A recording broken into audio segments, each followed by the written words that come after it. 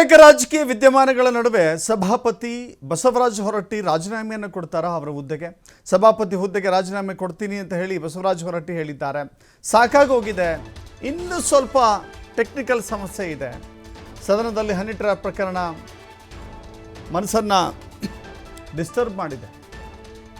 ಕಾಲ ಕೆಟ್ಟೋಗಿದೆ, ಜನರಿಗೆ ಮೋಸ ಮಾಡುವ ಟ್ರೆಂಡ್ ಬಂದಿದೆ. ಇದೀಗ ವಿಧಾನಮಂಡಲಕ್ಕೆ ಆ ಟ್ರೆಂಡ್ ಆವರಿಸಿಕೊಂಡಿದೆ. ರಾಜಕಾರಣ ಬಹಳ ಕಲುಷಿತ ಆಗಿದೆ. ಸದನದ ಗೌರವ ಹೋಗಿ ಬಹಳ ದಿನಗಳೇ ಆಯಿತು.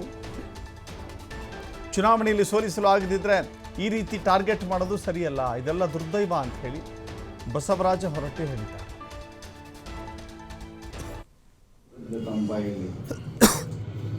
ಇತ್ತಿತ್ತಲಾಗಿ ನಡೀತಿರೋಂಥ ಸದನದಲ್ಲಿ ನಡೀತಿರೋಂಥ ಘಟನೆಗಳು ನೀವು ನೋಡಿರ್ಬೋದು. 2 ನಿಮಿಷ ಆ ಸಭಾಪತಿಗೆ ಯಾರು ಹೇಳಂಗಿಲ್ಲ ಅಂತ ತಿಳಿದು ಮಾಡ್ತಾರೆ, ತಿಳ್ಕಲ್ಲ ಮಾಡ್ತಾರೆ. ಸದನ ನಡೆಸೋದು ಭಾಳ ಕಷ್ಟದ ಪರಿಸ್ಥಿತಿ ಆಗಿದೆ. ಆಮೇಲೆ ಏನಿದೆ ಅಂದರೆ ಇದೆಲ್ಲ ದಿನನಿತ್ಯದ ಇದರಲ್ಲಿ ಸೆಷನ್ ನಡೆಯುವಾಗ ನಾವು ಇಂಥ ಸೀನಿಗಾರಿಕ ಸ್ಥಾನದಾಗ ಕೂತ್ಕೊಂಡ್ರೆ ಅದನ್ನು ನಡೆಸಲಿಲ್ಲ ಅಂದ್ರೆ ನಾವು. ಸಭಾಪತಿ ಬಸವರಾಜ ಹೊರಟ್ಟಿ ಜೊತೆ ನಮ್ಮ ಪ್ರತಿನಿಧಿ ಯಲ್ಲಪ್ಪ ಇದೇ ವಿಚಾರವಾಗಿ ಮಾತನಾಡಿಸಿದ್ದಾರೆ. ಒಂದು ಚಿಟ್ಚಾಟ್ ಇದೆ, ನೋಡೋಣ. ಹೊರಟ್ಟಿಯವರ ಬಾಯಲ್ಲಿ ಇವತ್ತು ರಾಜೀನಾಮೆ ಮಾತು ಬಂದಿದೆ. ಯಾಕೆ ಏನು ಎಂಬುದರ ಬಗ್ಗೆ ಅವರೇ ನನ್ನ ಜೊತೆಗಿದ್ದಾರೆ, ನಾನು ಅವರನ್ನೇ ಮಾತಾಡ್ತೀನಿ. ಸರ್, 45 ವರ್ಷ ತಮ್ಮ ರಾಜಕೀಯ ಜೀವನ, ಎಂದೂ ಸಹ ಇಷ್ಟೊಂದು ಭಾವುಕರಾಗಿರಲ್ಲ ತಾವು. ಯಾಕೆ ಇಷ್ಟೊಂದು ಭಾವುಕ ಸರ್? ಭಾವುಕರಂತಲ್ಲ, ಸದನ ನಡೆಯುವಂಥ ರೀತಿ. ಯಾಕಂದ್ರೆ ನಮ್ಮ ಮೇಲ್ಮನೆ ಚಿಂತಕರ ಚಾವಡಿ, ಆಮೇಲೆ ಮಾರ್ಗದರ್ಶಕರು ಅಂತಾರೆ. ಇಂಥ ನಮ್ಮ ಸದನದಲ್ಲಿ ಯಾರು ಸಭಾಪತಿಗೆ ಅವ್ರು ಲಕ್ಷ್ಯ ಕೊಡೋಂಗಿಲ್ಲ, ಸಭಾಪತಿ ಮಾತು ಕೇಳೋಂಗಿಲ್ಲ. ಸದನದಲ್ಲಿ ಹೆಂಗೆ ಬೇಕು ಹಂಗೆ ಈ ರೀತಿ ಇವು ನಡೆದ್ರೆ, ವರ್ತನೆಗಳು ನಡೆದ್ರೆ ಹೆಂಗೆ ಅಲ್ಲಿ ಕೂತ್ಕೋಬೇಕು? ನಮ್ಮ ಮಾನಸಿಕವಾದಂಥ ಇದನ್ನು ವಿರೋಧವಾಗಿ ಅಲ್ಲಿ ಕೂತ್ಕೊಂಡು ಏನು ಮಾಡೋಕ್ಕಾಗತ್ತೆ? ಅಧಿಕಾರ ಮಾಡಿ ನಾನು ಮಂತ್ರಿ ಆಗೀನಿ, 3 ವರ್ಷ ಸಭಾಪತಿ ಆಗೀನಿ, 10 ವರ್ಷ ಅವ್ರ ಮಾಜಿ ಅಂತಾರೆ, 1 ವರ್ಷ ಅವ್ರ ಮಾಜಿ ಅಂತಾರೆ. ಮತ್ತು ಆ ಸ್ಥಾನಕ್ಕೆ ಗೌರವ ಸಿಗದಿದ್ರೆ ಆ ಸ್ಥಾನದಲ್ಲಿ ಕೂತ್ಕೊಂಡು ನಮ್ಮದೇನು ಉಪಯೋಗ? ಆ ಹಿನ್ನೆಲೆಯಲ್ಲಿ ನಾನು ಭಾಳ ಬೇಸರವನ್ನು ವ್ಯಕ್ತ ಮಾಡಿದ್ದೆ. ಬಟ್ ನನ್ನದೇ ಆದಂಥ ಕೆಲವು ಸ್ನೇಹಿತರದಾರ, ಆತ್ಮೀಯರಾದಾರ, ಅವ್ರು ಕೂಡ ಚರ್ಚೆ ಮಾಡಿ ಒಂದು ತೀರ್ಮಾನಕ್ಕೆ ಬರಬೇಕಂತ ಬಂದಿದ್ದೀನಿ.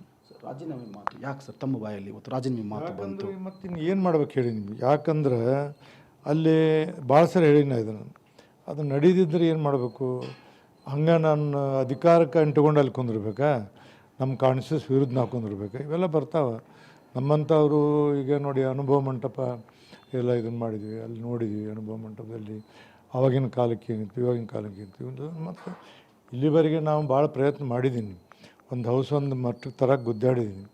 ಆದರೂ ಸಹಿತ ಅದು ಮೊನ್ನೆ 2-3 ದಿವಸದ ಘಟನೆ ನನಗೆ ಸರಿ ಬಂದಿಲ್ಲ, ಬೇಸರ ಆಗಿದೆ. ಅದಕ್ಕೆ ಸ್ನೇಹಿತರುಗಳು ವಿಚಾರ ಮಾಡ್ಬೇಕಂದ್ರೆ ಟೈಮ್ ಇದ್ದಿದ್ದಿಲ್ಲ, ಬಂದಿದ್ದೀನಿ. ನಾಳೆ ವಿಚಾರ ಮಾಡಿ ತೀರ್ಮಾನ ಬರ್ತೀನಿ. ಸರ್, ಈಗ ಬಿಲ್ಗಳು ಪಾಸ್ ಆಗೋ ವಿಚಾರದಾಗೆ ಬಿಲ್ಗಳು ಹೆಂಗೆ ಪಾಸ್ ಆಗ್ತಿದ್ದಾವೆ ಅನ್ನೊಂದು ಪ್ರಶ್ನೆ ಮಾಡಿ ಸರ್. ಮಾತನಾಡೋಲ್ಲ ಬಿಲ್, ಏನು ಚರ್ಚೆ ಆಗಲ್ಲ. ಬಿಲ್ ಪಾಸ್ ಆಗಿ 8 ಬಿಲ್ ಪಾಸ್ ಆಗ್ಯಾವ. ನಿನ್ನೆ ಚರ್ಚೆನ ಇಲ್ಲಿ ಬಂದಾದ ಮುಸ್ಲಿಂ ರಿಸರ್ವೇಷನ್ ಚರ್ಚೆ ಬಿಟ್ಟರೆ ಬೇರೆ ಯಾವ ಬಿಲ್ ಚರ್ಚೆ ಮಾಡಿಸೇ ಕೊಟ್ಟಿಲ್ಲ. ಹಿಂದೊಂದು ಇಲ್ತು 16-17 ಮಂದಿ ಬಜೆಟ್ ಮೇಲೆ ಮಾತಾಡ್ಯಾರ ಕೊಟ್ಟಿನಿ, ರಾಜ್ಯಪಾಲರ ಮೇಲೆ ಮಾತಾಡೋಕೆ ಕೊಟ್ಟಿದ್ದೀನಿ, ಎಲ್ಲ ಉತ್ತರ ಹೇಳ್ಯಾರ, ಮುಖ್ಯಮಂತ್ರಿ ಎಲ್ಲ ಆಗೈತಿ. ಬಟ್ ಮಣ್ಣಿಗೆ ಅಂದರೆ ಹಗಲೇ ನಡೀತೈತಿ, ಒಂದೇ ಸರಿ ಅಲ್ಲ. ತಿಳುವಳಿಕೆ ಇದ್ದವರು, ಕಲ್ತವರು ಸಹಿತ, ಟೀಚರ್ಸ್ ಗ್ರ್ಯಾಜುಯೇಟ್ಸ್ ಇದರಿಂದ ಬಂದವರು ಸಹಿತ ಎಷ್ಟೋ ಸರಿ ಇದನ್ನು ನೋಡ್ಯಾರ. ಹಿಂಗೆಲ್ಲ ಆಗ್ತದೆ. ಮತ್ತು ಜನ ಆರಿಸಿ ಕಳಿಸಿದಾಗ ಜನರಿಗೆ ಅದು ನ್ಯಾಯ ಕೊಡಬೇಕಲ್ಲ. ಅಲ್ಲಿ ಕೊಡಲಿಲ್ಲ ಅಂದರೆ ಯಾರಾದರೂ ಒಬ್ಬರು ಬೆಕ್ಕಿಗೆ ಅಂಟಿ ಕಟ್ಟಬೇಕಲ್ಲ. ಆ ಹಿನ್ನೆಲೆಯಲ್ಲಿ ಬಂದಿದೆ ಇಷ್ಟ. ಸರಿ, 18 ಜನ ಶಾಸಕರನ್ನ ಅಮಾನತು ಮಾಡಿದ್ದಾರೆ, ಆ ಬಗ್ಗೆ ತಾವೇನು ಹೇಳ್ತೀರಿ ಸರ್? ಅದು ಅಸೆಂಬ್ಲಿದು, ನಾ ಹೇಳಕ್ಕೆ ಬರೋದಿಲ್ಲ. ಯಾಕಂದ್ರೆ ಅಲ್ಲಿ ಸ್ಪೀಕರ್ ಮೇಲೆ ಹೋಗಿ ಕುಂತು ಗದ್ದಲ ಮಾಡಿ ಏನು ಮಾಡ್ಯಾರ, ಅವರೇ ತೀರ್ಮಾನ ತೊಗೊಂಡಾರ. ಅವ್ರ ಬಗ್ಗೆ ನಾ ಏನು ಮಾಡಬಾರ್ದು, ನನ್ನ ಹೊಸದನ್ನ ಹೇಳ್ತೀನಿ. ರಾಜೀನಾಮೆ ತೀರ್ಮಾನ ಯಾವಾಗ ಏನು ಅಂತ ಏನು ಸರ್? 4 ನಿಮಿಷ ವಿಚಾರ ಮಾಡ್ತೀನಿ. Thank you sir. ನಾನು ನಮ್ಮ ಹಿರಿಯರ ಜೊತೆ ಮತ್ತು ನಮ್ಮ ಸ್ನೇಹಿತರ ಜೊತೆ ಮಾತನಾಡಿ ಮುಂದಿನ ತೀರ್ಮಾನವನ್ನು ತೆಗೆದುಕೊಳ್ತೀನಿ. ಸದ್ಯದ ರಾಜಕಾರಣ ನನಗೆ ಬಹಳಷ್ಟು ನೋವು ತಂದಿದೆ, ಹೀಗಾಗಿ ನಾನು ಈ ತೀರ್ಮಾನಕ್ಕೆ ಬಂದಿದ್ದೀನಿ ಅನ್ನೋದು ಹೊರಟ್ಟಿಯವರ ಮಾತು. ಕ್ಯಾಮ್ರಾ ಪರ್ಸನ್ ಬರ್ ಜೊತೆ ಯಲ್ಲಪ್ಪ ಸೊಲರಗೊಪ್ಪ, ಟಿ.